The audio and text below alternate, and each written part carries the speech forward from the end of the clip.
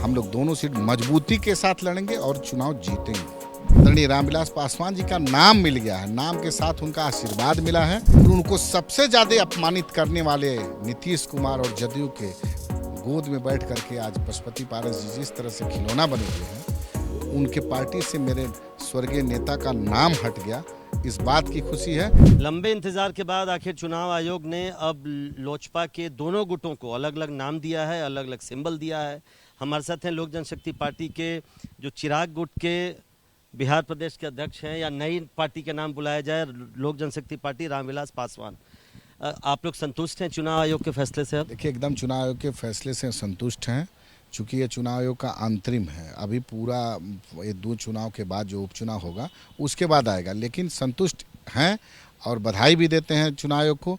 हमको खुशी इस बात की है कि हमारे पार्टी लोक जनशक्ति पार्टी के आगे हम लोग के स्वर्गीय नेता संस्थापक आदरणीय रामविलास पासवान जी का नाम मिल गया है, नाम के साथ उनका आशीर्वाद मिला है और चुनाव चिन्ह हेलीकॉप्टर मिला है, जो विगत उपचुनाव में हम लोग यूज करेंगे, लेकिन उनका नाम ही मिल गया है। इसी में हमको बहुत खुशी है। हमारे पार्टी के सारे नीचे से लेकर ऊपर कार्यकर्ता तक खुश हैं, और जो हमारे विपक्षी हैं उनों से हमारे नेता का नाम हट गया, इसकी भी खुशी है।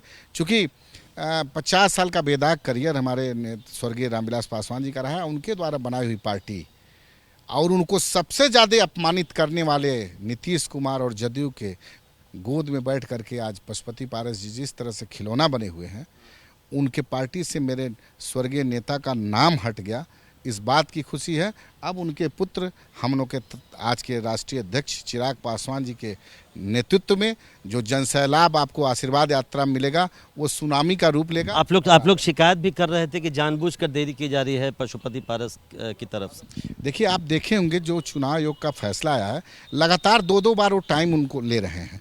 तो डिसीजन जब करना है, अगर उसमें कुछ निर्णय लेना है तो आप टाइम नहीं लेते। उनको तो चुनाव लड़ना नहीं है, वो तो किसी के गोद में बैठ के राजनीति कर रहे हैं, तो उनको नहीं लड़ना, तो लगातार टाइम ले रहे थे। इसलिए हम लोग को थोड़ा कष्ट था, तकलीफ था कि चुनाव आ गया है, लगभग बहुत सारे स्टेट में होने हैं, तो निर्णय जो चुनाव आयोग को हो तुरंत हो जाए, यही हम लोग का आग्रह था। चुनाव कब तक आप लोग उपचुनाव के लिए अपना उम्मीदवार घोषित करेंगे? क्योंकि 8 तारीख तक, आज देर शाम तक हम लोग कर लेंगे, आज नहीं तो सुबह तक ऐलान कर देंगे दोनों जगह। और लड़ाई आप लोग कैसे लड़ेंगे? कितनी उम्मीद है आपको दोनों उपचुनाव से?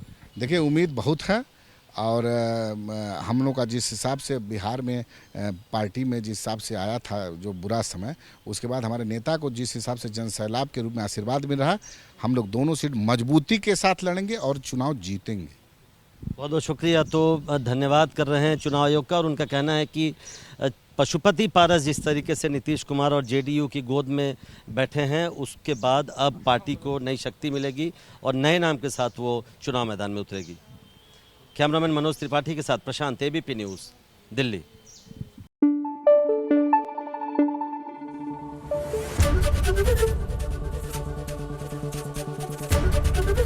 एबीपी न्यूज़ आपको रखे आगे।